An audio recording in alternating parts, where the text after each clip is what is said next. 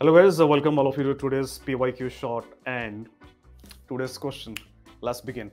A patient who did not respond to haloperidol thyroidazine was started on a drug that causes hyperglycemia, hyperlipidemia, obesity and salivation. Which drug was the patient started upon? Look at the options: clozapine, aripiprazole, brexpiprazole, risperidone. See, the answer to this question is undoubtedly clozapine. Now, why is that? The clue is, see, here the patient has maximum of obesity, hypertriglyceridemia, hyperlipidemia, plus salivation. All of these, they're pointing towards one drug, that is clozapine. Now, whenever we solve PYQs, our aim is not just to mug up the answer. Our aim is also to revise what are other MCQs that have been asked with respect to that answer in the question, plus the other options. So what are the other PYQs asked with respect to clozapine? Number one, look at the question beginning. A patient did not respond to haloperidol, thyroidazine, etc., etc. Whenever a patient does not respond to a bunch of antipsychotics, I call that as resistant schizophrenia. PYQ number one related to this question: which drug is the drug of choice for treatment of resistant schizophrenia? Your answer is clozapine. PYQ number two that has been asked with respect to this question, that is, which atypical antipsychotic has maximum risk of obesity? Your answer was again clozapine. So it is, remember, clozapine followed by olanzapine. Question number three that has been asked here: which of the following atypical antipsychotic can cause wet pillow syndrome? So wet pillow syndrome is because of cialorrhea, excessive salivation, and the patient will complain in the morning that the pillow is wet.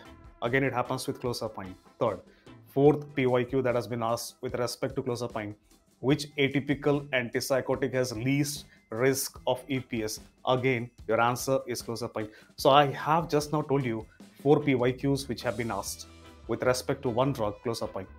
Let us climb down to aripiprazole and brexpiprazole. What are the PYQs they have asked?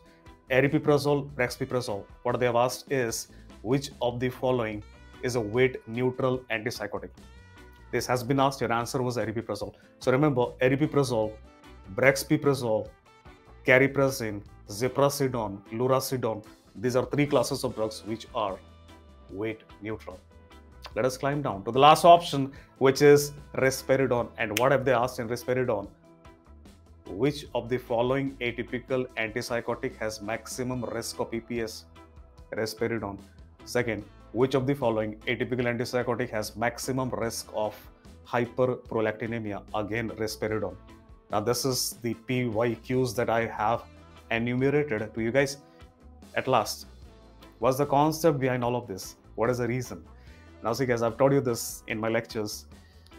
Side effects with antipsychotics is because of two reasons: either because I block D2 receptors on one hand, or I block other receptors on other hand. So D2 receptor block will cause EPS and hyperprolactinemia. Other receptor block will cause a bunch of side effects like anti-muscarinic side effect because of muscarinic receptors, H1 block, sedation, H1 5-HT block, obesity, alpha block, hypotension. Add on to that hyperlipidemia, hyperglycemia, which is metabolic side effect. Now remember, risperidone is most potent at D2.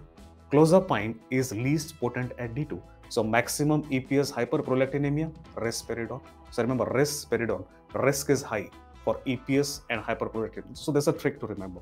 Whereas clozapine, least EPS, least hyperprolactinemia. Now, the other side of the story. If a drug is less potent at D2, it is more potent at other receptors. So other receptor side effect would be maximum with clozapine.